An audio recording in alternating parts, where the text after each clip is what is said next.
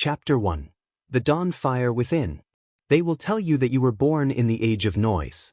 That the world is spinning faster than your thoughts can chase it. That you are merely a passenger in a machine built long before your first breath. But they are wrong. You were born in the age of awakening.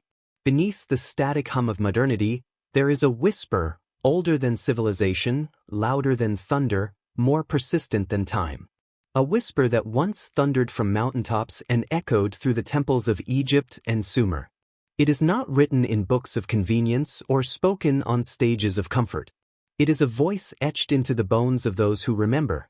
The voice of Melchizedek, the eternal priest, the keeper of that forbidden wisdom which cannot be taught, only unlocked. This is not the kind of story that cradles you. It is not the kind that pats your back and says, "It's okay." This is the kind of story that drags you by the collar out of your sleep, thrusts you into the cold winds of your potential, and dares you to rise. Because you did not come here to blend in. You came here to burn. History does not remember the safe.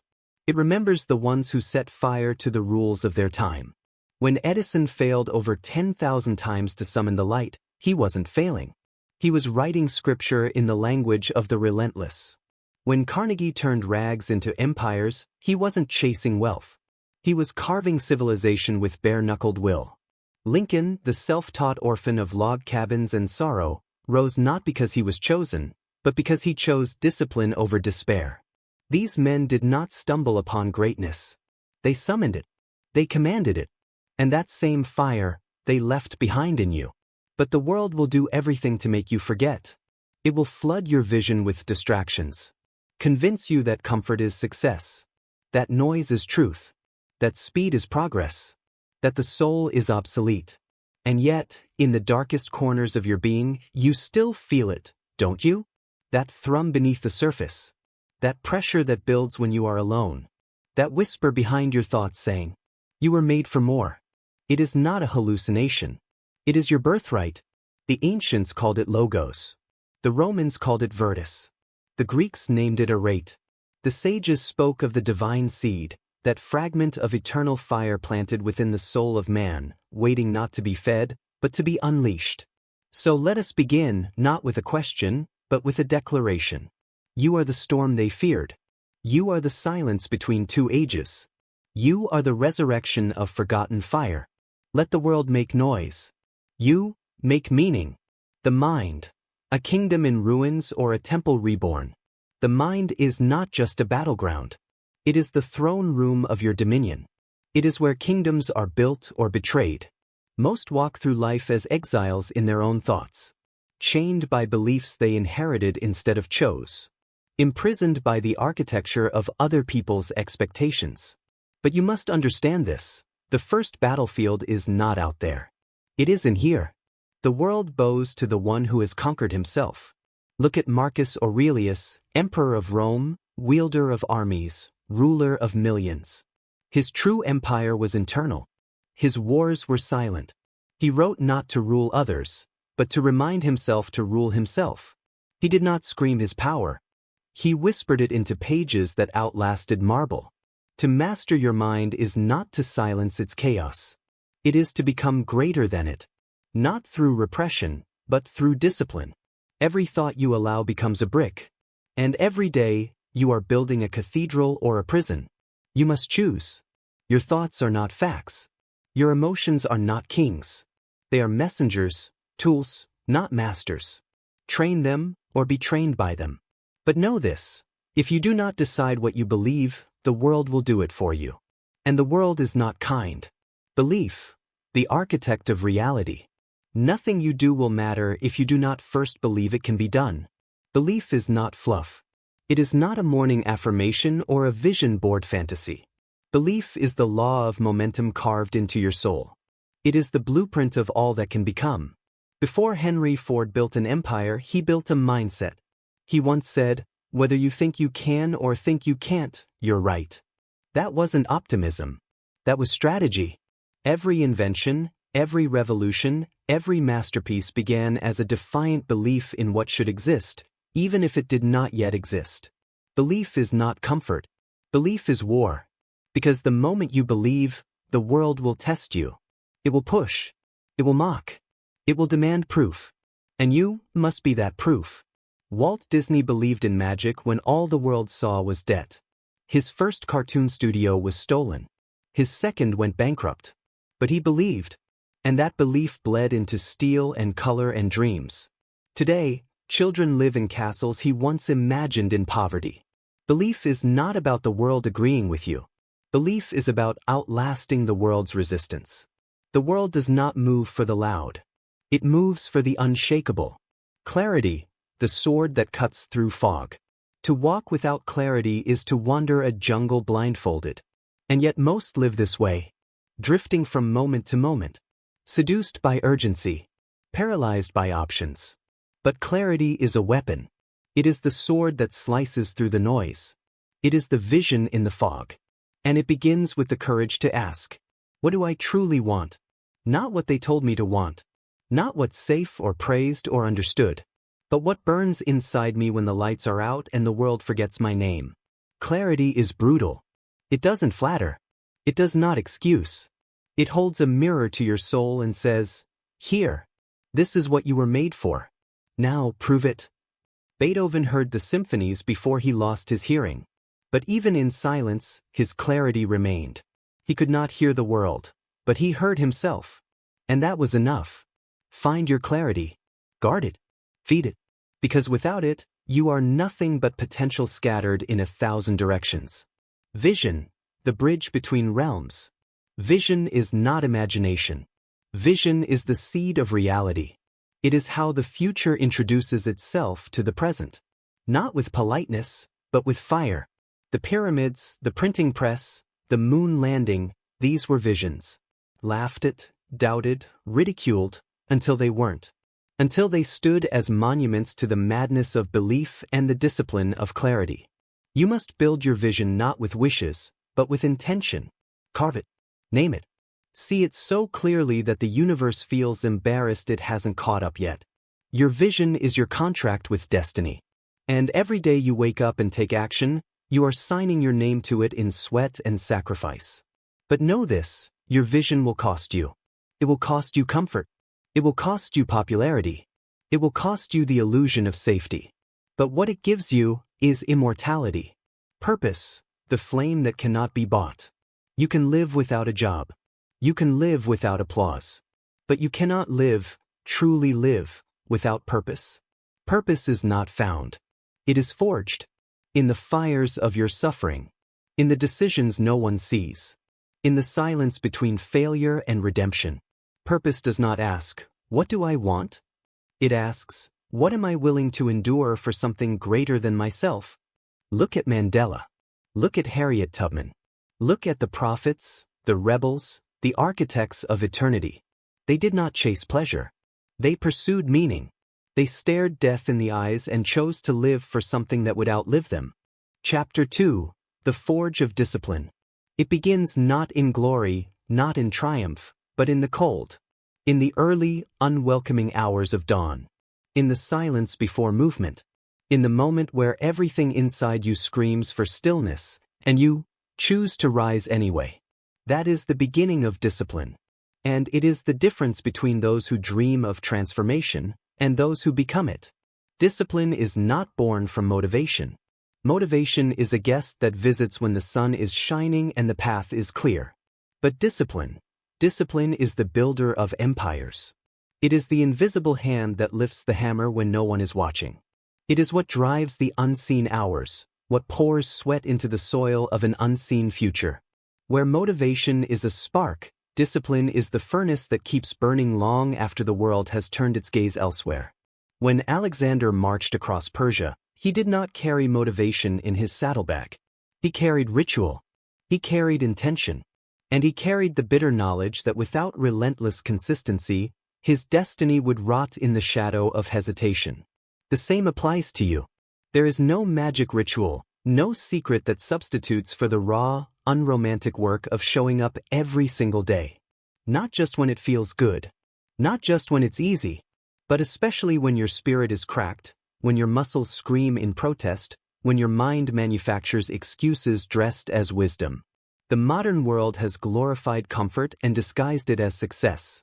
It seduces you with instant access and calls it innovation.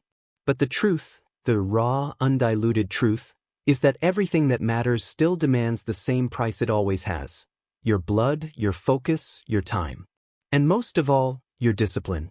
You do not become a master by wishing for mastery. You become a master by giving yourself to the process when the process offers you nothing in return but silence. You must commit yourself to the long winter, to the weeks, the months, the years where there is no applause, no recognition, no evidence that what you are doing matters, except that inner whisper that says, "This is who I am." Discipline is not the act of denying pleasure. It is the higher act of defining it, of choosing long-term power over short-term relief. It is the power to sit down and write the pages no one will read, to train when no audience is watching, to study when the world is asleep. That is the realm in which greatness is forged, not in the spotlight, but in the shadows behind it. Look at Da Vinci. Decades before the Mona Lisa ever smiled, he spent nights dissecting corpses, studying the angles of muscle and bone not because someone told him to, but because excellence demanded it. Look at Kobe Bryant, who arrived at practice hours before anyone else and stayed long after they had left. That kind of work is not hard work. It is chosen work. It is a covenant between you and your potential. Discipline is brutal. It strips away your fantasies and forces you to face your actual self. It shows you where you fall short. But it also shows you what you are capable of becoming if you refuse to let weakness dictate your rhythm. You were not built to coast. You were not designed for perpetual comfort. Every cell in your body was forged by centuries of struggle, of survival, of evolution demanding you adapt or perish. So stop treating your life like a vacation you're trying to extend. This is not a holiday. This is a mission. Every morning is a declaration of war between who you are and who you could be. And discipline is the sword you carry into that battle. Each act of discipline is an act of rebellion against the version of you that settles, avoids, and accepts. Each repetition, each page, each uncomfortable conversation, each silent sacrifice, it adds another brick to the structure of the person you claim you want to become. And the truth is, most people don't lack the resources. They lack the rituals. They don't lack potential. They lack the pattern of behavior that shapes it into something real. They're waiting to feel inspired instead of building the internal machine that functions with or without inspiration. You must train your system, your environment, your instincts to respond even when your will is flickering. Discipline is not intensity. Intensity burns hot but dies quickly. Discipline is the slow burn, the oxygen-fed fire that doesn't just survive the storm, it feeds on it. What do you think Edison felt on his 7,000th failure? Do you imagine he woke up smiling? That he felt motivated? He woke up with questions, with doubts. But he acted anyway. That's the difference between ordinary and immortal, the decision to act anyway. You must become your own engine. The days will not always greet you with enthusiasm. The world will not always reward you for effort. But your discipline is not for the world. It is the shield you raise against chaos, the fortress within which your greatness is housed. And no, you will not always feel ready. But the secret is, you never were supposed to. Readiness is a myth sold to those who want permission. You don't need permission. You need momentum. Action will teach you what hesitation never could. And the only way to build that action into something enduring is through ritual, through habit, through unyielding discipline. Now ask yourself, are you living like someone who knows what they're becoming? Or are you still letting the moods of the moment define the architecture of your destiny? Because destiny does not come to the loud. It comes to the consistent. Discipline is the alchemy of time. It turns ordinary hours into extraordinary lives. Every master began as an amateur who refused to quit. Every empire began as a blueprint scribbled by someone who worked while the others slept. Discipline is not punishment. It is liberation. Because when you are disciplined, you no longer have to trust your feelings. You trust your standards. You stop chasing temporary highs because you are committed to permanent foundations. You stop negotiating with your excuses because you've already decided who you are. And your identity becomes something deeper than the tides of your emotions. It becomes a force. You want power? Be disciplined. You want peace? Be disciplined. You want to matter in a world that forgets faster than it applauds? Be disciplined. Because one day the noise will quiet. The trends will change. The crowds will move on. But what you've built through discipline, that will remain. And that is the legacy of the ancients. Not that they were superhuman, but that they were unwilling to be average. That they carried the weight of their purpose with sacred devotion. And that their names, etched in time, not because they were lucky, but because they were relentless. That same force, the same sacred fire, they passed on. It now resides in you. Do not waste it waiting to feel ready. Build anyway. Chapter 3, Action, the fire that makes the gods jealous. There comes a time, inevitably, when all the vision in the world, all the clarity, purpose, and discipline you've built like scaffolding around your mind, must finally collapse into one thing: movement. Action is the breath of all great transformation. It is the heat that turns raw potential into something the world can feel. It is the difference between the man who dreams with his eyes open and the one who wakes to reshape reality with his bare hands.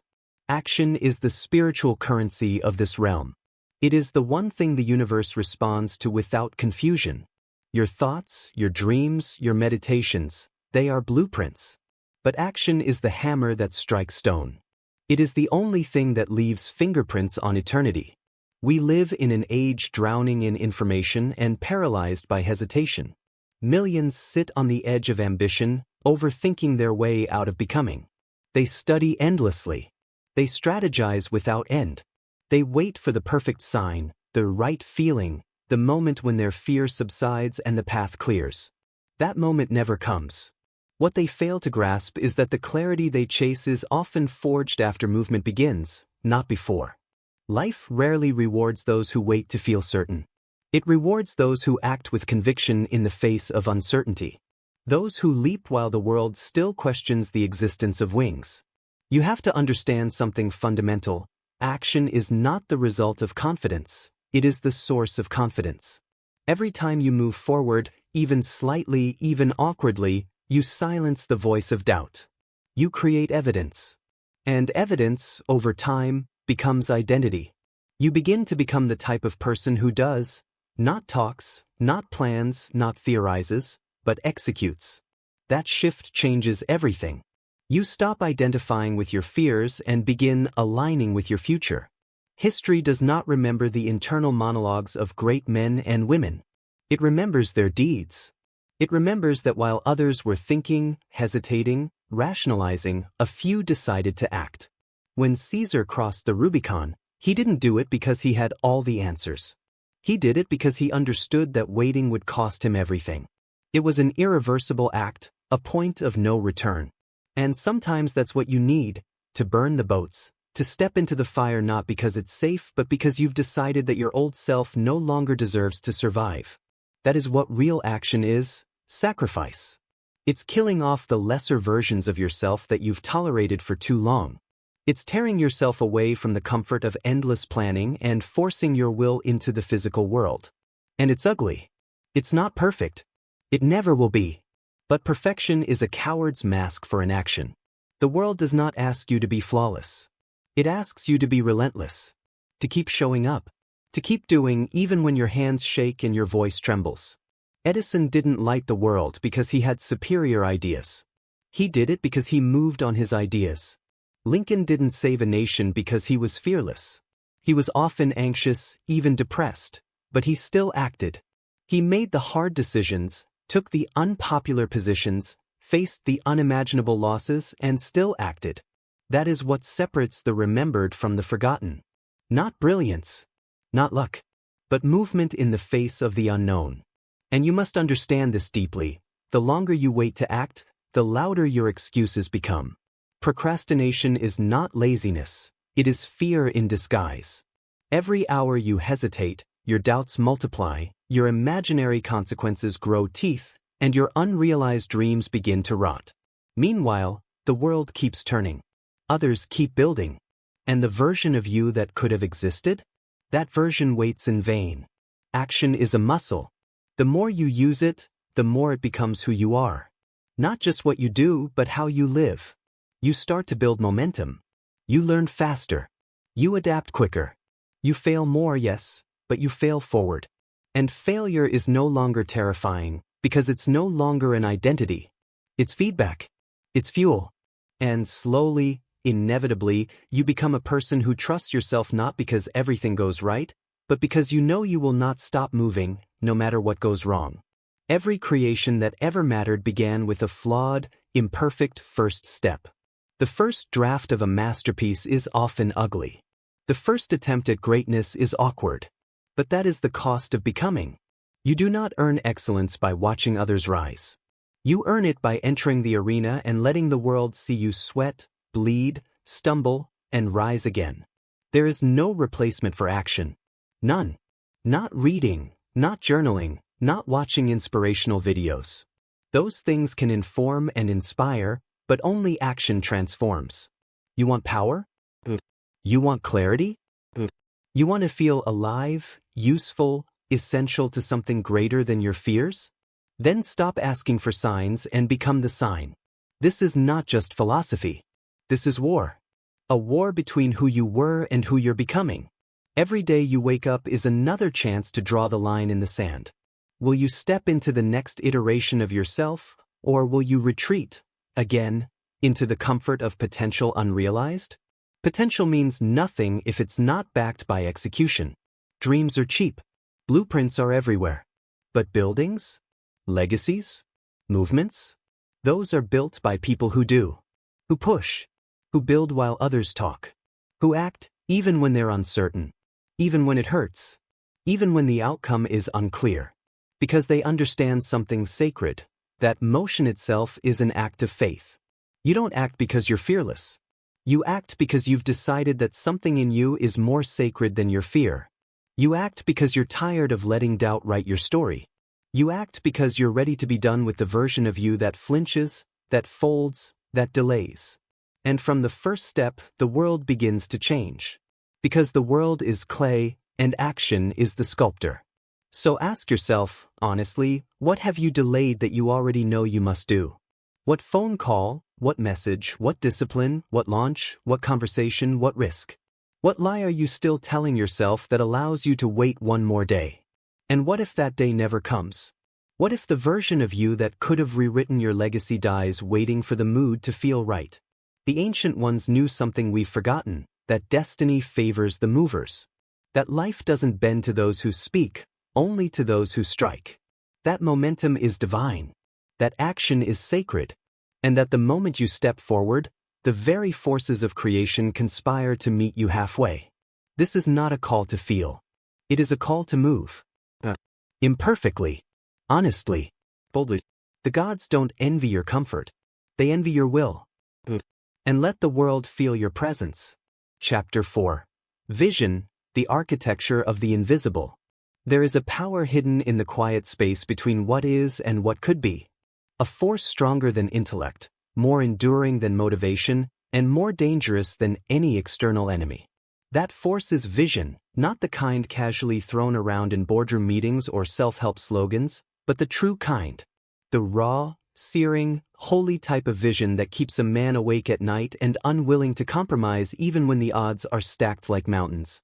Vision is not something you stumble upon. It is not a random flash of brilliance that graces the lucky. It is a deliberate choice to see what does not yet exist and treat it as if it already does. The world teaches you to operate within the visible, the tangible, the quantifiable. It rewards execution and mocks imagination, until imagination proves itself. But those who build the future have always been those who first walked through it alone. Visionaries are not understood by their peers because they live in a reality that hasn't happened yet. They are time travelers trapped in the present, relentlessly constructing a world only they can see. That loneliness, that burden, that responsibility is the weight of true vision. And if you cannot carry it, you cannot lead anything that matters. Vision is the mental blueprint that precedes all lasting transformation. Before a single brick is laid, the cathedral must be built in the mind. Before a revolution takes hold in the streets, It ignites in the private defiance of a visionary who refuses to accept the status quo. Every system, every invention, every movement began as one person's refusal to be limited by what currently exists.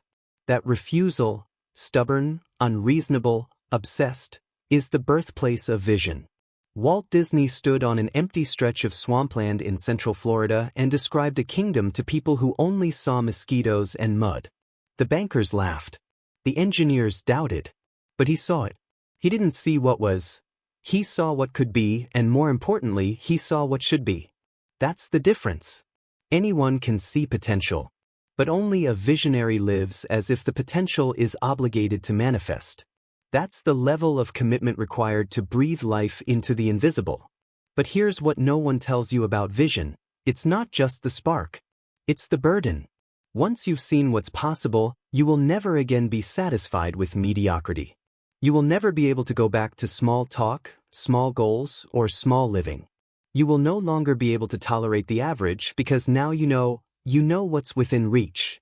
And that knowledge will haunt you if you don't act on it. Vision, once ignited, demands a response. Either you rise to meet it, or it will decay into regret. Vision is not fantasy. Fantasy is soft, indulgent, and untethered to reality. Vision is rooted in conviction. It draws from purpose. It aligns with discipline. And it demands action. Vision without work is delusion.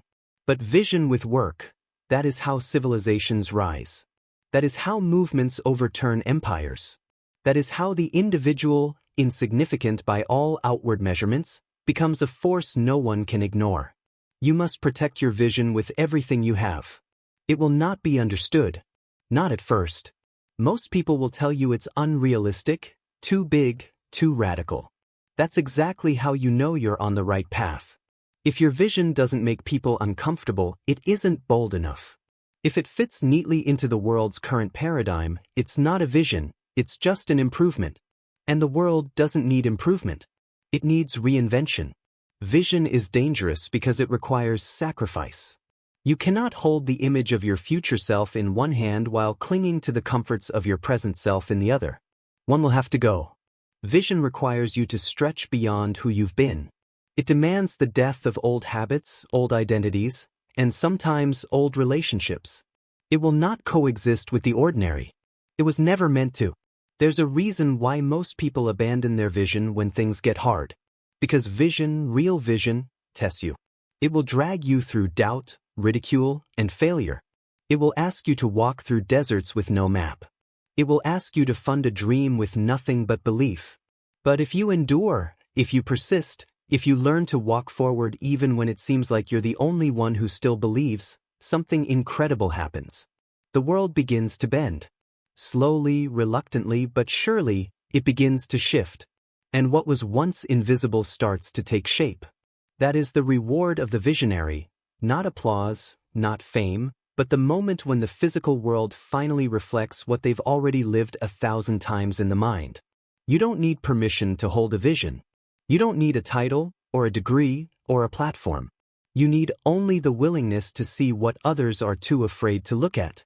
And the courage to move toward it, brick by brick, without waiting for validation. You will walk alone at first. That is the price. But if your vision is pure, if it is born not of ego but of purpose, others will find you. They will rally to your fire. Because the world is starved for direction, for meaning, for boldness. It doesn't want more noise. It wants leadership. And all leadership begins with one person who dares to see. So ask yourself, what do you see that others do not? What world haunts you when you close your eyes? What solution, invention, creation, or revolution is calling you? And have you answered it?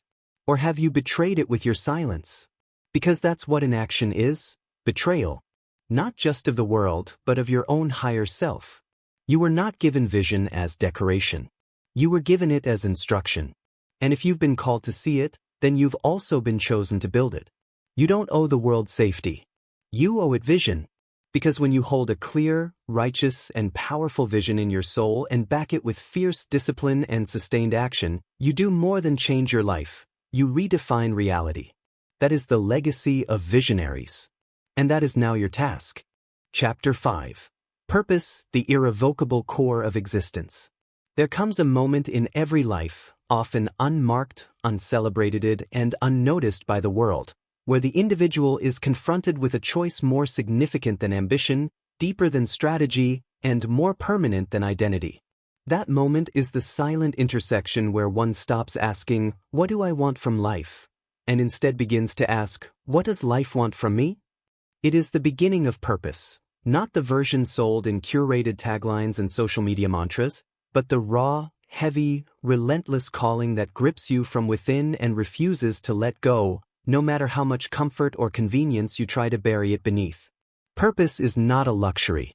It is not something you find, like a lost object waiting in the attic of your personality. It is not something handed to you by circumstance or gifted by mentors. Purpose is chosen, and it is carved out of pain, confusion, loss, and an unshakable refusal to be one more wasted soul sleepwalking toward oblivion. It is an act of rebellion in a culture addicted to distraction and ease. To live with purpose is to declare war against the inertia of meaningless existence. You cannot fake purpose. You cannot copy it. You cannot inherit it from others. It has to rise from the deepest layers of your being, from the precise place where your pain and your power intersect. Purpose does not whisper sweet nothings to your ego. It calls your higher self into the light and demands to know if you're willing to suffer for something greater than yourself. That is the real question. Not what excites you, not what pays well, not what wins applause, but what you're willing to endure for. Because until you've identified the mission for which you'd gladly bleed, you're not really living, you're merely performing. The men and women who left marks upon this world that time could not erode were not the ones who chased comfort or public approval. They were the ones possessed by a mission. Harriet Tubman did not free slaves because it was her job. She did it because her soul would not allow her to do otherwise. She risked everything repeatedly, not for applause, but because her existence had been consumed by a cause. That is what real purpose looks like. It is fire that refuses to be extinguished, no matter how many storms rise against it. We have confused passion with purpose in our time. Passion is a mood, a momentary surge, an emotional peak. It comes and goes like a tide. But purpose is tectonic. It is rooted deep beneath the surface of all you do. It remains steady when passion dries up. Purpose does not care about your feelings. It doesn't check your emotional weather forecast. It demands that you move forward even when you are empty. Even when the path is cruel. Even when your dreams mock you with silence. Purpose is what keeps the builder hammering when the structure still looks like chaos. It's what keeps the healer showing up when no one gets better. It's what keeps the visionary speaking even when the crowd turns its back. And here is the truth most cannot bear to confront. If you do not choose your purpose, you will live enslaved by someone else's. You will spend your life executing the goals of people with stronger conviction than you, and you'll do it while telling yourself that, one day, you'll figure it out. But purpose is not found someday. It is forged today, in the mundane, in the broken, in the confusion. It is forged when you make the terrifying choice to stop chasing approval and start chasing meaning. Purpose gives suffering context. Without it, pain is meaningless. But with purpose, pain becomes sacred. It becomes fuel. It becomes the thread that ties your struggle to something permanent. That's why those with purpose are so dangerous. They can't be bought. They can't be manipulated with rewards or threats, because they don't operate on the world's economy of pleasure and pain. They operate on the currency of significance. That is the most powerful force on earth, the human being who has attached his suffering to a cause that transcends himself. If you look at the most influential lives in history, from prophets to inventors, from rebels to reformers, one theme repeats itself with divine consistency. They lived as if the purpose was more real than the world around them. As if the invisible mission they carried was more solid than the systems they confronted. Martin Luther King Jr. spoke as if justice had already arrived, even while he stood in the shadow of oppression. Viktor Frankl survived the inferno of Auschwitz not because he had hope, but because he had meaning. He watched men die of despair while others lived through unspeakable horror, and the difference was not strength. It was purpose. You must decide whether you will simply consume oxygen and chase dopamine until the lights go out, or whether you will give your life to something so essential, so piercing, that even in death, your actions will echo. Purpose is what makes mortality irrelevant. It's what allows a short life to become eternal. And if you don't know your purpose yet, you must dig. Not just with books or questions, but with experience. You must live. You must dare. You must fail. You must pay attention to what breaks your heart and what awakens your soul and what pulls you back into the light when everything in you wants to quit. And don't expect your purpose to look like anyone else's. It's not meant to. Your purpose is as unique as your fingerprint, as specific as your wounds, as irreplaceable as your voice. Some are called to build. Some are called to speak. Others to teach, to heal, to protect, to provoke. But all are called to serve. Not the ego. Not the applause, but the unfolding of something larger than themselves. In the end, purpose is what separates the awakened from the sleepwalkers. It is the great divider between those who exist and those who live. And the world, whether it knows it or not, is starving for people of purpose.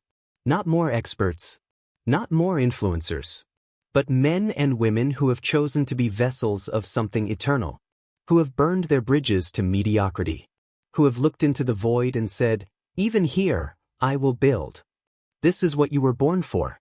Not success, not survival, but significance. And that will never be found outside of purpose. Chapter 6, Gratitude, the Frequency of the Divine. It may seem counterintuitive to speak of gratitude in a work centered on conquest, transformation, and ancient fire, but only because the modern world has neutered the word beyond recognition. Gratitude, as it is understood today, has been reduced to polite sentiment, a decorative emotion to be pulled out when things go well, when success is tasted, when moments align, when life feels generous. But that is not the gratitude spoken of in ancient texts or echoed by the sages who endured fire and famine and yet refused to let their spirits rot. The true form of gratitude is not soft. It is not optional. It is a discipline of perspective, a state of being that transforms the most brutal realities into raw material for transcendence. Gratitude, in its highest form, is an act of rebellion against despair. It is not born of ease, it is forged in hardship. It is the ability to recognize the sacred in the midst of suffering, to choose meaning in the midst of chaos. When the Stoics spoke of amor fati, the love of fate, they weren't indulging in poetic optimism. They were invoking a spiritual framework in which everything, even pain, especially pain, was seen as essential. Not merely to be tolerated, but to be embraced with reverence. Gratitude was not something they waited to feel. It was a principle they practiced, because they understood that the way you interpret your reality determines the level of power you bring into it. This is where most people fail. They wait to feel grateful. They treat it as an emotional reward. They say they'll be grateful when they succeed, when they win, when the pain stops. But that's not how it works. That's like waiting to feel strong before you train. Gratitude is not the consequence, it's the cause. It is a sharpening of vision, a reordering of reality, a deliberate choice to search through the ashes of failure and say, "This, too, is mine to use." That is the highest form of sovereignty, when even suffering serves you. Look at the lives of the greats. Not just the kings and titans, but the mystics, the warriors, the ones who walked into fire and emerged bearing light. They all had one thing in common. They knew how to give thanks before the miracle, not after. They knew how to bless the struggle while they were still bleeding. They understood that if you cannot find something sacred in your current moment, you won't recognize it even when you reach the summit. Because it's not the moment that's sacred. It's your awareness of it. Gratitude is what grounds you when the world tries to unravel you. It's what keeps your ambition from mutating into greed, your drive from becoming addiction, your success from becoming vanity. It holds you still in the hurricane of progress, reminds you that everything you touch was once something you prayed for, and that your breath is not owed to you. The moment you forget this is the moment you begin to rot internally, regardless of how impressive your external achievements become. But gratitude is more than spiritual hygiene. It is strategic. It recalibrates your brain, clears your perception, and aligns your nervous system with presence. In the battlefield of modern attention, where anxiety and distraction eat the soul alive, gratitude becomes your armor. It keeps you from being owned by what you lack. It returns your focus to what is available now, what is possible now, what can be used now. You stop chasing more and start maximizing what's already in your hands. And ironically, this is what invites more. The universe does not reward desperation. It rewards alignment.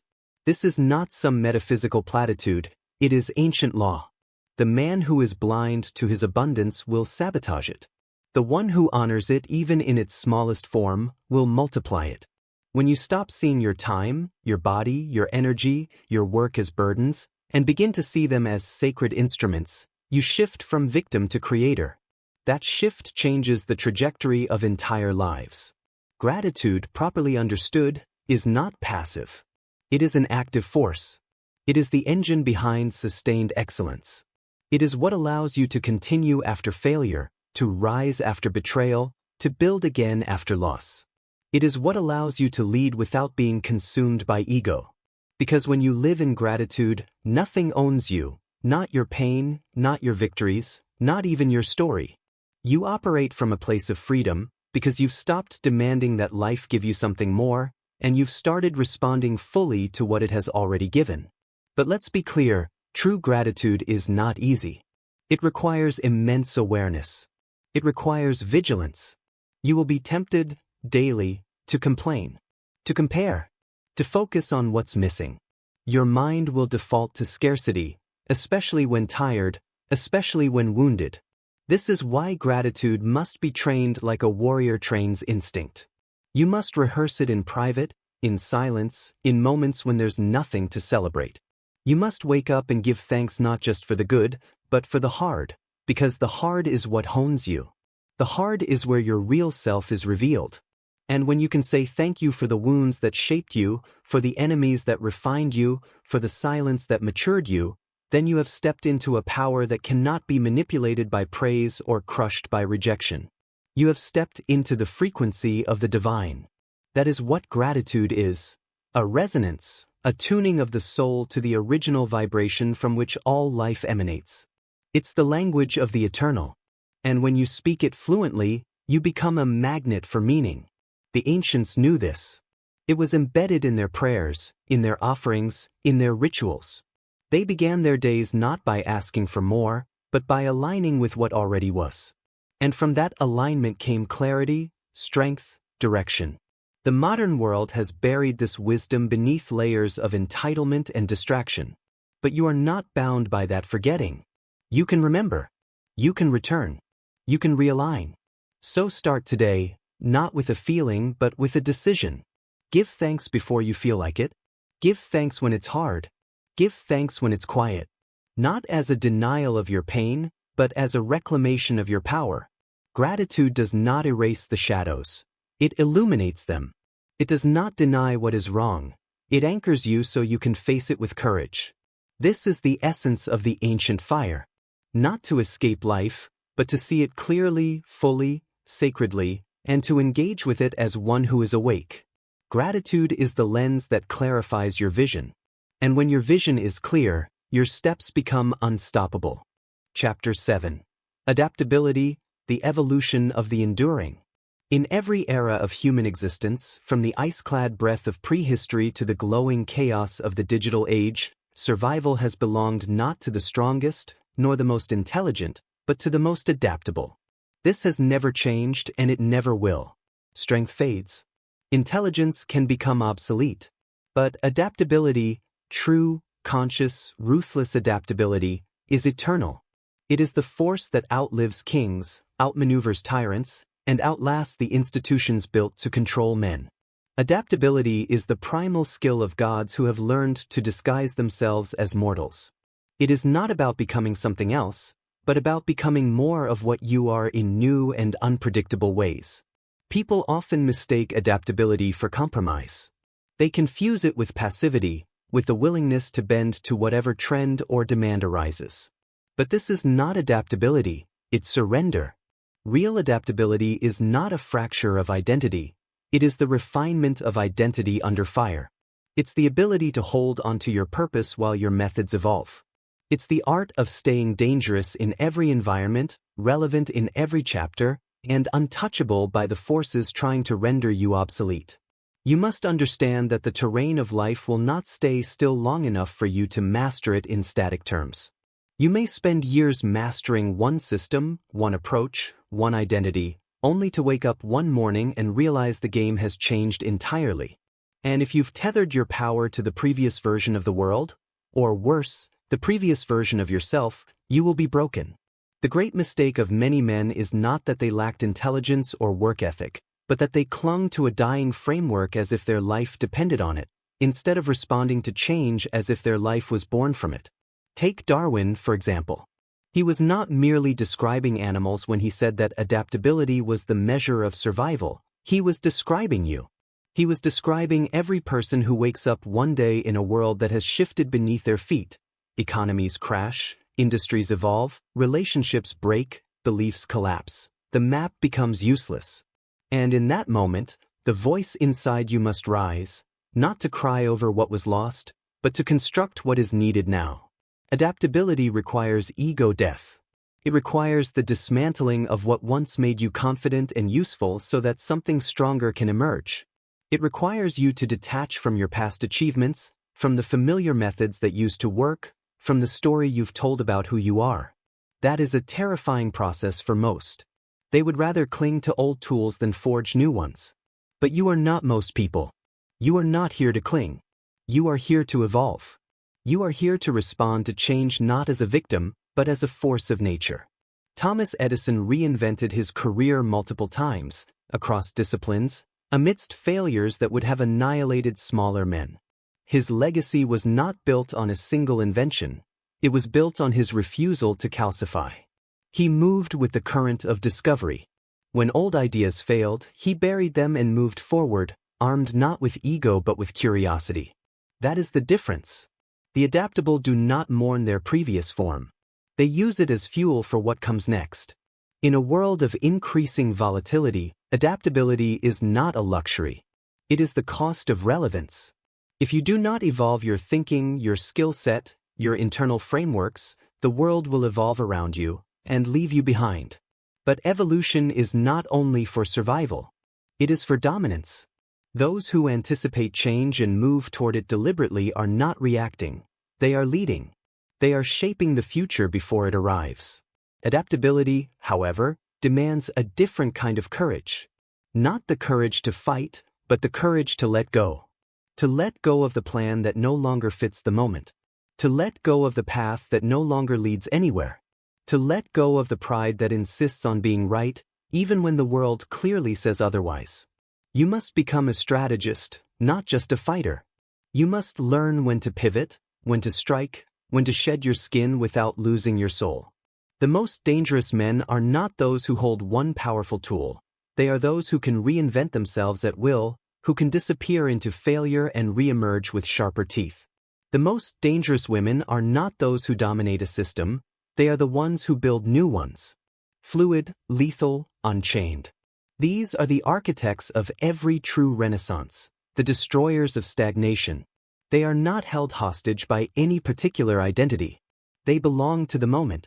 And that's why the moment belongs to them. Adaptability is also the ultimate test of your connection to purpose.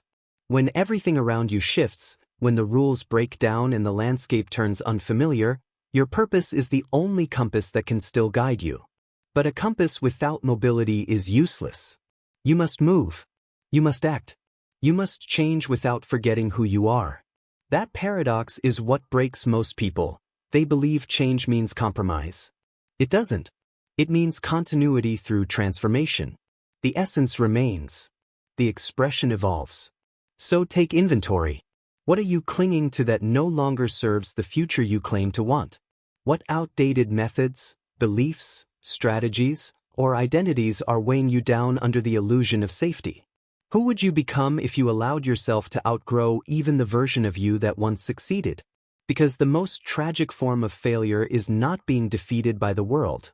It is being outdated by it, rusted by routine, drowned by attachment, smothered by the comfort of what once worked. The world is moving whether you move with it or not. But here is the sacred truth. The world does not move against you. It moves with those who move with it. And when you stop resisting change and begin partnering with it, when you shape your thoughts and actions around the raw material of the moment, you become unstoppable. Not because you control the world, but because you've learned to dance with it. The river bends. The mountain shifts. The storm arrives. You don't curse them. You adapt. You adjust. You move like water, strike like lightning, endure like stone. And in doing so, you transcend time, trend, and limitation.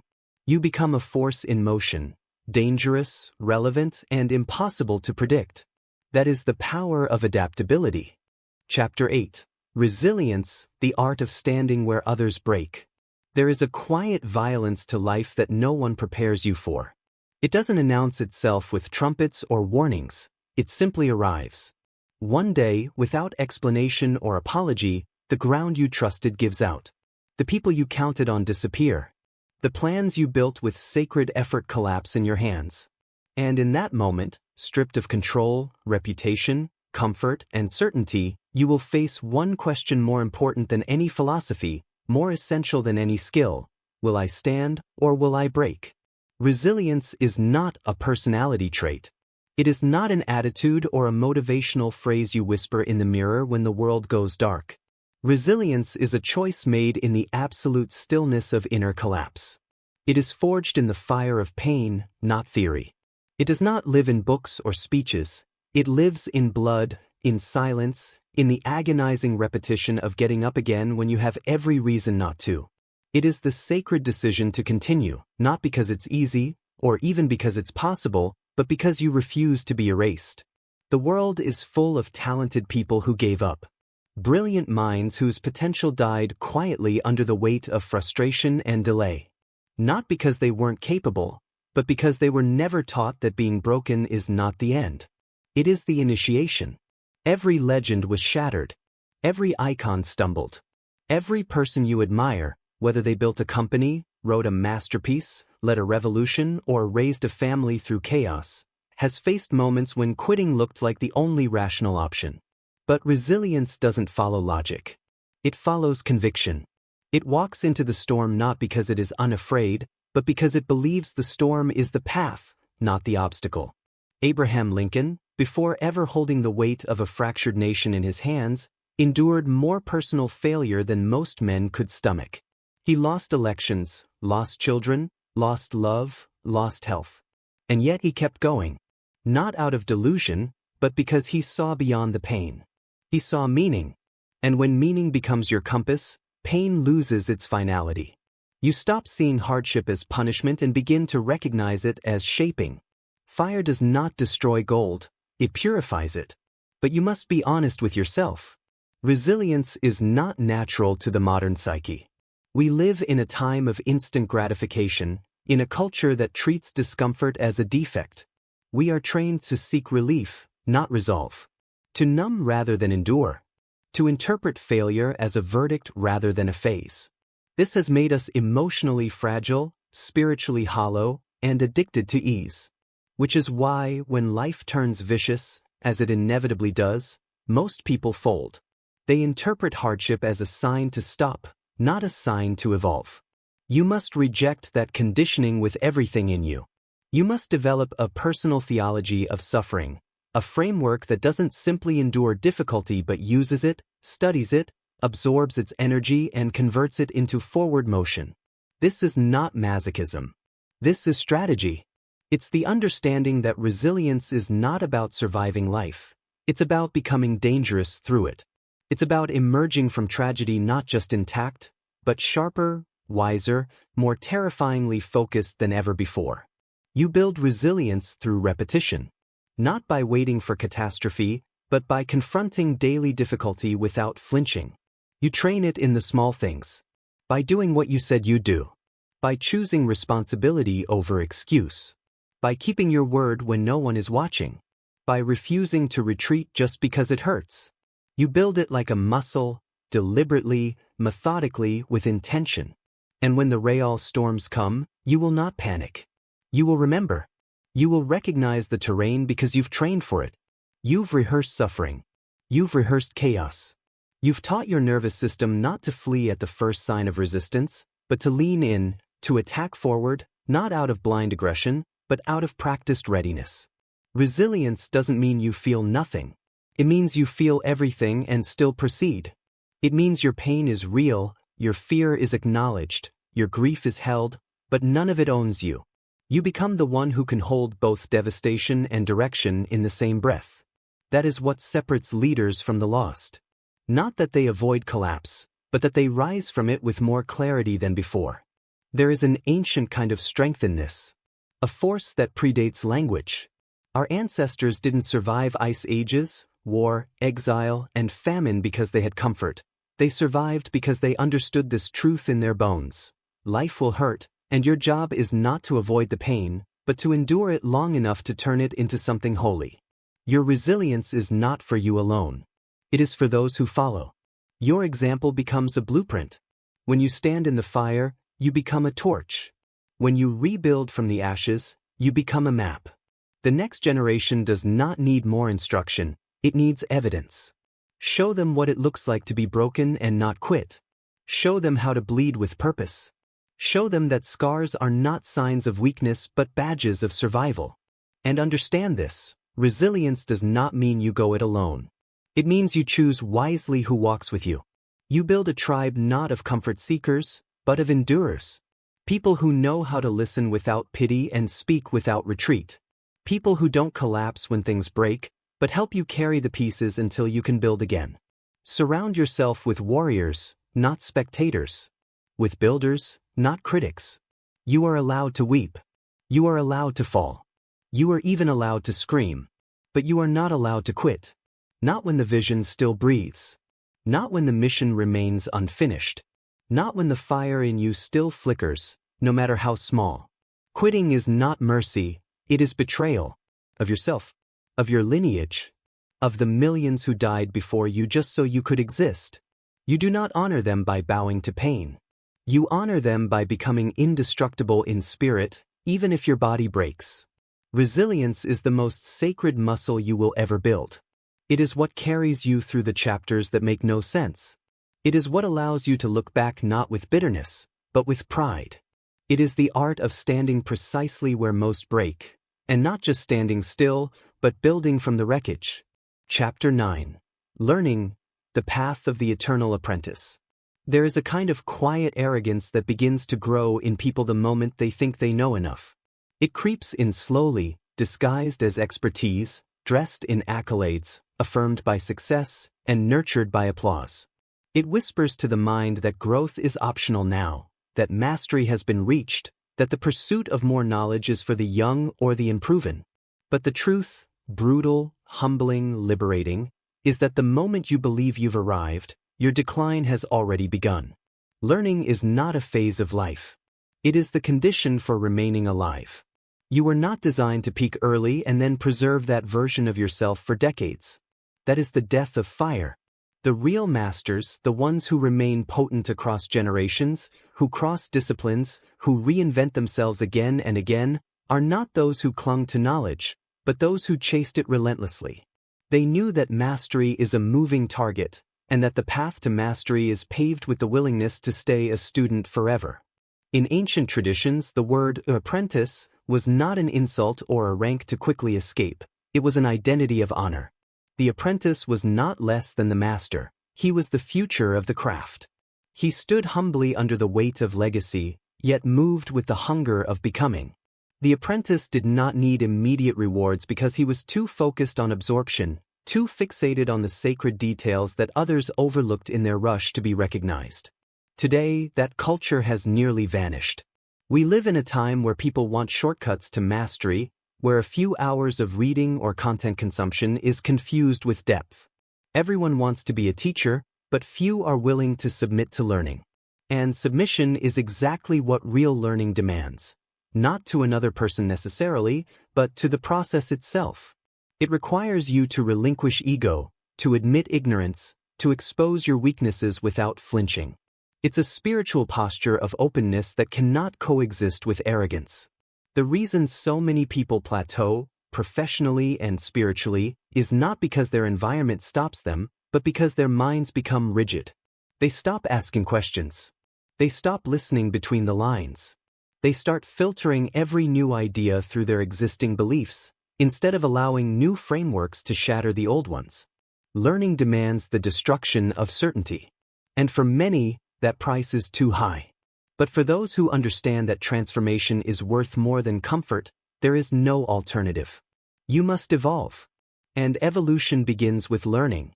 Think of Leonardo da Vinci, not as a painter, not even as an inventor, but as the embodiment of the eternal student. He dissected corpses to understand anatomy for his art. He studied the movement of water, the structure of birds' wings, the mechanisms of war machines. He never saw disciplines as isolated. He saw the patterns that connected them all, and that vision only came because he never allowed himself to believe he had reached the peak. His genius was not in what he produced, but in what he pursued. This pursuit is not always comfortable. In fact, if it's comfortable, you're probably not learning anything real. Real learning confronts you. It insults your previous assumptions. It strips away the intellectual vanity you've constructed over the years. It forces you to feel stupid again. But that feeling, that disorientation, that inner friction, is the evidence that your mind is expanding. And if you resist it, if you retreat into what you already know just to feel secure, you will never become more than what you are now. Learning also requires proximity to challenge. You cannot learn deeply in environments that constantly affirm your competence. You must deliberately seek situations, people, and ideas that intimidate you. You must place yourself where your skill feels insufficient, where your understanding breaks down, where your certainty dissolves. That is the arena of growth. Most avoid it. The few who run toward it become forces history remembers. But understand this, learning is not limited to information. In fact, some of the most intelligent people in the world are also the most dysfunctional, because they've mistaken knowledge for wisdom. Wisdom is something different entirely. Wisdom is learned in the fire, through failure, through heartbreak, through repeated exposure to your own patterns and the courage to change them. It is not academic. It is experiential. And it demands not just study, but reflection, integration, and humility. The world is full of brilliant fools, men and women who can recite facts but cannot navigate their own lives. Don't be one of them. To truly learn is to remain open, to remain teachable, to understand that the world is not static, and therefore, neither can you be. It is to understand that every person you meet knows something you do not, and that to dismiss someone based on status, appearance, or disagreement is to rob yourself of perspective. The apprentice does not need the teacher to be perfect, only useful. Wisdom often comes from unexpected vessels. If your pride filters out every source that doesn't look like your ideal, you'll miss the very truth that could set you free. Learning also requires time. Deep, sustained, uninterrupted time. It requires patience and repetition. It requires the willingness to be bored, to sit with complexity, to revisit the same material 100 times until it finally reshapes the internal architecture of your mind. Most people skim, then move on. But those who change the world study. They meditate on truth like monks. They extract every drop of power from every phrase, every encounter, every failure. They learn in layers. And through that, they become dangerous, not because they know everything, but because they never stop absorbing. You must see yourself this way, not as someone trying to accumulate knowledge like currency, but as someone sculpting their soul through the long, disciplined, sacred journey of unending learning. Let go of the illusion that you are finished. Let go of the lie that mastery means you no longer need to be corrected. You will never outgrow learning, because growth is learning. Remain an apprentice of life, of discipline, of craft, of love, of suffering, of spirit. Walk into each day like a student standing before a mountain, not because you are small, but because the mountain is endless. And within it, you find yourself again and again in new forms. Chapter 10. Clarity, Piercing the Fog of Modern Chaos. Clarity is a weapon. Not a metaphorical concept or motivational buzzword, but a sharpened blade that cuts through the chaos of modern existence like steel through smoke. We are living in a time where confusion has become a currency. Distraction is engineered into every device, every platform, every feed of information we consume. Noise is no longer just background, it is the environment. And in that environment, the individual who possesses clarity is not merely successful. He is dangerous. Most people do not fail because they are weak or unintelligent. They fail because they are unclear. They wake up with no precise aim, no defined direction, no organized understanding of where they're going or why. And the world, sensing their ambiguity, buries them beneath 1,000 conflicting demands. Without clarity, the mind fragments. The emotions scatter. The actions become diluted and erratic. You may be in motion, but you are not progressing. You are circling, lost in activity without achievement. There is no force more silently destructive than a life spent in confusion disguised as movement. Clarity is not something that arrives by accident. It is not a lucky state that happens when your life finally calms down. In fact, clarity must be forged in the storm, not discovered outside of it. It is a result of ruthless introspection, strategic focus, and the brutal willingness to eliminate everything that does not serve your purpose. This means saying no, often and without apology. It means resisting the gravitational pull of endless options and choosing intentionally, not just reactively. Every choice you make, every habit you tolerate, every person you engage with is either sharpening your clarity or dulling it. There is no neutral ground. To live with clarity, you must first understand what you are not. That is the beginning of every great liberation. You must extract yourself from the false identities, the narratives handed down by your culture, your family, your history. You must examine what you've accepted as you and be willing to challenge it ruthlessly. Because clarity is not just about goals, it is about identity. Who are you, stripped of performance, stripped of expectation, stripped of comfort? What remains when the applause fades and the masks fall? This process is not comfortable. It is a dismantling, and most people avoid it their entire lives. They prefer the illusion of clarity over its reality because real clarity demands decisions that break false peace. It requires the courage to admit that you've been building someone else's dream, living by someone else's values, chasing outcomes that, deep down, mean nothing to your soul. That kind of awareness is terrifying, but it is also the threshold of power. Once you walk through that threshold, something changes permanently. You stop being seduced by shiny distractions. You stop needing validation. You begin to act with precision. Your time becomes sacred. Your energy becomes calculated. You no longer try to do everything, you do only what aligns. That is the power of clarity. It organizes your life around essence instead of noise. Think of the great leaders throughout history. They were not always the smartest. They did not always have the best resources. But they were clear. They knew what they stood for. They knew what they would die for. They knew what they would refuse to compromise even if the entire world stood against them. Clarity gave them a backbone in the face of uncertainty, and that backbone allowed others to rally behind them. You can't inspire anyone with confusion. You inspire through conviction, and conviction is born from clarity.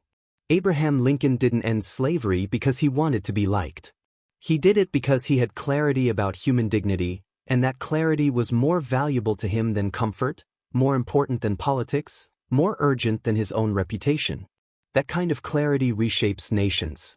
But you don't need to lead nations for clarity to change your world. You only need to stop allowing yourself to live vaguely. You need to stop using indecision as a shield from responsibility. That's what most people do. They stay vague so they never have to be accountable for what they say they want. If you never define your vision, you never have to admit you failed to pursue it. That's not safety, that's self-betrayal. Clarity requires silence. Not external silence, but internal stillness.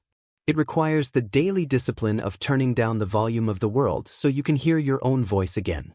That voice, the deeper one, beneath the panic, beneath the fear, beneath the performance, is the only one that will tell you the truth. You must return to it regularly, like a warrior sharpening his blade.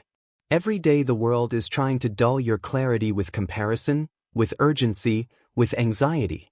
You must carve out space to reconnect with it, to refine it, to protect it like a treasure that determines your survival, because it does. Clarity does not mean you know every step. It means you know the direction. It means you've made peace with the fact that uncertainty is part of the process, but wandering is not. It means you can say with conviction, "This is who I am. This is what I value. This is where I'm going." That kind of person is unstoppable. Not because life stops throwing obstacles at them, but because they no longer waste energy on detours that do not belong to them. To build a life of clarity, you must also understand that not everything deserves your attention. Just because something is urgent does not make it important. Just because someone demands your time does not mean they deserve it.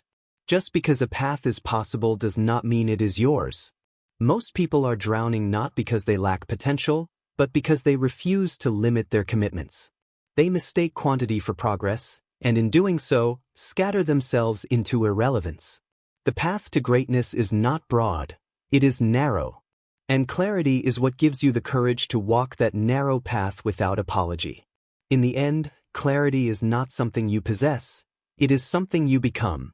It is a state of being, a way of walking through the world that is immune to chaos because it is internally rooted. It is the mark of the awakened. The world may still be wild, but the individual who holds clarity moves through it like a spear through fog, direct, sharp, and utterly unconfused. You will be hated for your clarity. You will be misunderstood. People will accuse you of being rigid, arrogant, heartless. But that's only because your presence forces others to confront their own ambiguity. That's a price worth paying. Let the unclear be offended. You are not here to be palatable. You are here to be exact. And when the world burns, and it will, clarity will be your compass through the smoke. Not because it tells you where the fire started, but because it reminds you where you're going next. Chapter 11. Identity, becoming the one who cannot be moved. There is no transformation, no true elevation, no sustainable power in this world until you decide, with full awareness and unwavering commitment, who you are going to be. Not who you have been. Not who people expect. Not who your circumstances seem to allow. But who you choose to become, deliberately, forcefully, and without negotiation. Everything else, your habits, your disciplines, your beliefs, your results, flows from that decision. Because nothing in your external world will stay aligned unless your internal identity becomes fixed in conviction.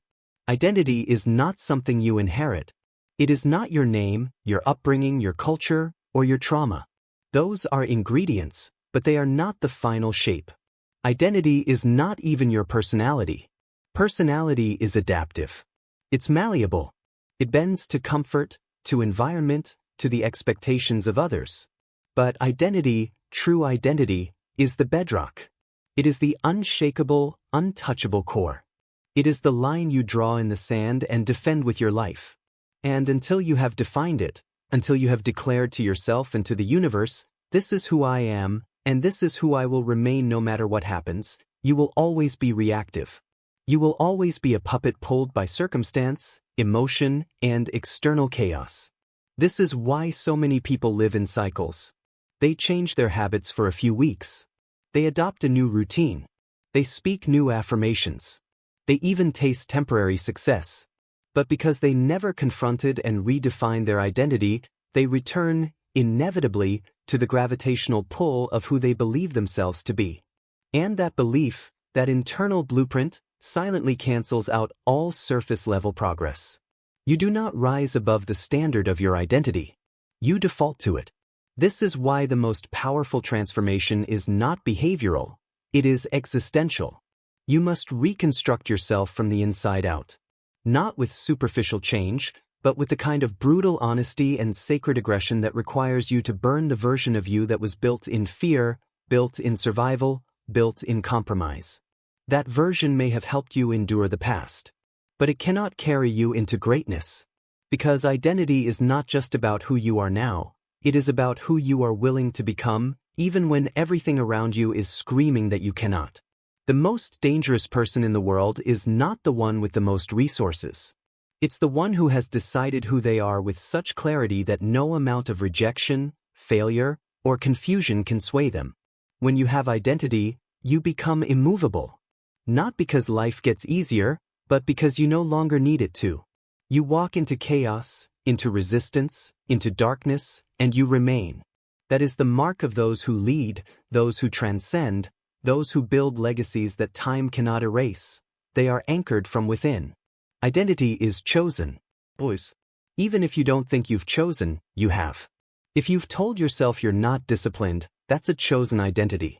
If you've labeled yourself as broken, unlucky, inconsistent, that's a chosen identity. You reinforce it every day with your language, your habits, your self-talk. You live into it without realizing. But you can choose differently. You can decide, right now, to write a new definition and live it before it feels true.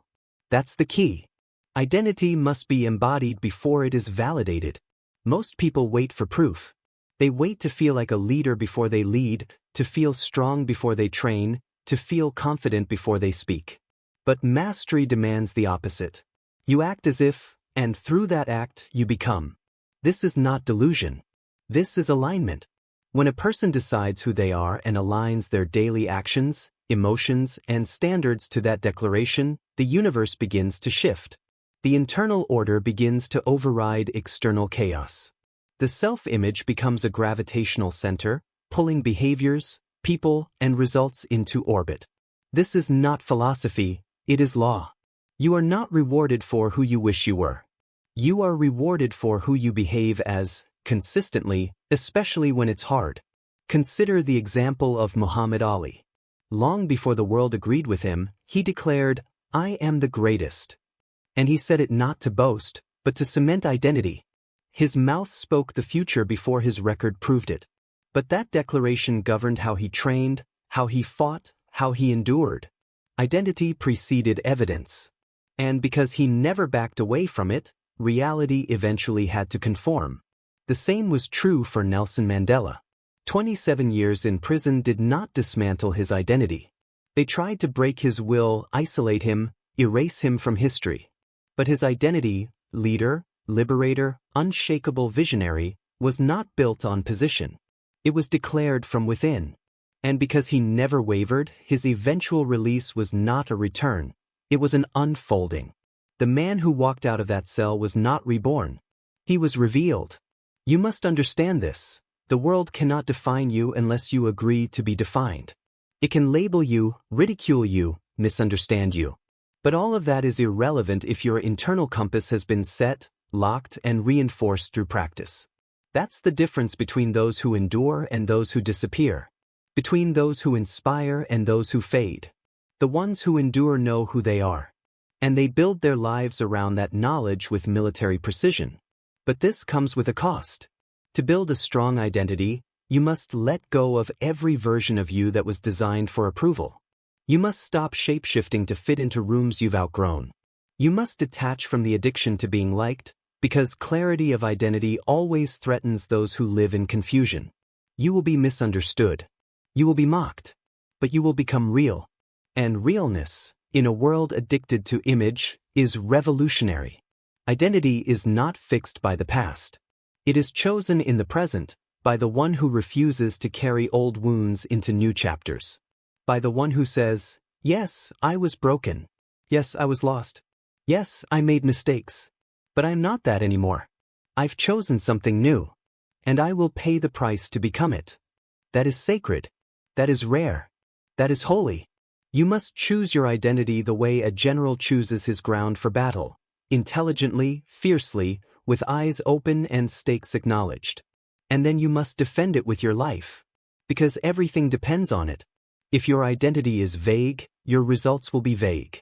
If your identity is reactive, your future will belong to circumstances, not conviction.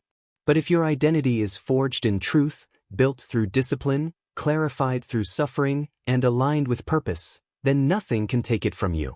Not loss. Not failure. Not betrayal. Not even time. This is what it means to become the one who cannot be moved. Chapter 12. Destiny, the return of the eternal flame. There is a moment, rare, unmistakable and irreversible, when a human being begins to remember who they were before the world made them forget. It doesn't happen with drama or fanfare. It arrives like a pulse from a deeper dimension of your being, a vibration that cuts through the illusions, the roles, the performance, the survival patterns, and whispers something that is not quite a thought, but unmistakably a knowing. You were made for more. And you know it. This is the beginning of destiny, not the fairy tale fantasy sold in slogans and pop psychology, but the raw, unfiltered emergence of your reason for being. It is the unraveling of compromise, the death of artificial ambition, and the return of the sacred fire that was buried beneath years of conformity, trauma, and social anesthesia. Destiny does not call the polite. It does not visit those who are merely interested. It does not align itself with the convenience of modern comfort. Destiny requires everything, and it offers everything in return. You were not born to blend into systems that never had your best interest at heart. You were not built to silently repeat the traditions of men who settled. You were not designed to live on autopilot, fueled by fear, paralyzed by choice, and obsessed with things that will be dust in 100 years. Somewhere inside you is a code, ancient, unbreakable, and unique. It is not your job to invent who you are. It is your job to uncover it. You are not here to accumulate, to impress, or to perform. You are here to become the precise force that your existence was shaped for. That is destiny, alignment with the version of you that was written in eternity long before time began. But the path to destiny is not paved with certainty. It is not smooth or linear or gentle. It begins with disruption. It breaks what is comfortable. It destabilizes what is predictable. It does not show you what will happen. It only shows you what must be done. And once you begin to walk it, the old world starts to die, not just around you, but within you. This is not a tragedy. It is a requirement. The version of you that was designed to survive cannot enter the realm of destiny. It must be buried, honored, and left behind like a molting serpent shedding the skin that no longer fits the form of what it is becoming. Destiny is not random. It is not bestowed on a select few. It is available to all but answered by few. Because to answer it means everything soft must harden, everything untrue must burn, and everything false must be stripped away. It demands a vow, one made in private, in silence, in the sacred space where no one is watching and no one is applauding. You do not find your destiny. You accept it. And the moment you do, the universe begins to rearrange itself, not for your comfort, but for your awakening. But here's what they never told you. Destiny is not a destination. It is not one achievement. It is not one role, one mission, one relationship, or one result. Destiny is a continuum. It is a frequency. And to walk in it means to live in a state of continual expansion, where every chapter prepares you for the next, where every pain serves your elevation, where every loss is strategically permitted for your refinement. The deeper you go, the clearer it becomes. Nothing is wasted. Nothing is random. Nothing is accidental. Every wound has a geometry. Every setback has intelligence. Every delay was a gate, not a wall. And every piece of your story has been leading you here. You are not late. You are not broken. You are not behind. You are arriving. And now, the question is not, will destiny find me? The question is, will I rise to meet it? Will I strip off the expectations placed on me by parents, schools, governments, and religions? Will I let go of the convenient labels I've clung to in order to feel safe in a world designed to keep me asleep? Will I face the burning question I've avoided for years? What if my life is not mine to waste? Because that is the deepest truth of destiny. It does not belong to you. It moves through you. It requires you, but it is not about you. You are the vessel. You are the voice. You are the builder, the conductor, the channel. And once you accept that your life is not for entertainment, or comfort, or self-congratulation, but for contribution, everything changes. You stop living like time is infinite. You stop waiting for the right conditions. You stop wasting your breath on things that don't feed the flame. You become urgent. The fire does not wait for the wood to be perfect. It consumes. It transforms. It gives light because it must or it dies. And you are no different. The fire in you has waited long enough. It has sat quietly behind your compromises, your distractions, your fear, and your false modesty. It has watched patiently as you made excuses, delayed action, and told yourself there was still time. But there isn't. Not in the way you think. There is only now. And there is only yes or no. Either you rise, or you return to sleep. Destiny is the ultimate filter. It separates those who are merely living from those who are alive. It is the final, sacred confrontation. And when you look back at all the pain, the confusion, the near misses, the failed attempts, you'll understand that it was all conspiracy. Not by enemies. Not by fate. But by design. You weren't being punished. You were being prepared. Every betrayal was a test of resolve. Every disappointment was a recalibration. Every moment of silence was an invitation to listen more deeply. And now, if you have the courage to see it, you'll know the gates were never closed. They were waiting for you. So rise. Not because it's safe. Not because it's easy. Not because you're ready. But because the time is now. Because there is no one else coming. Because the world is starving for the version of you that only emerges when you stop pretending and start becoming. You do not need more time. You need more truth. You do not need more information. You need more intention. You do not need another sign. You are the sign. The flame has returned. And now you must carry it. Not as a decoration, but as a responsibility. The ancient ones are watching. Not from above, but from within. And they are not asking you to repeat their story. They are asking you to finish it.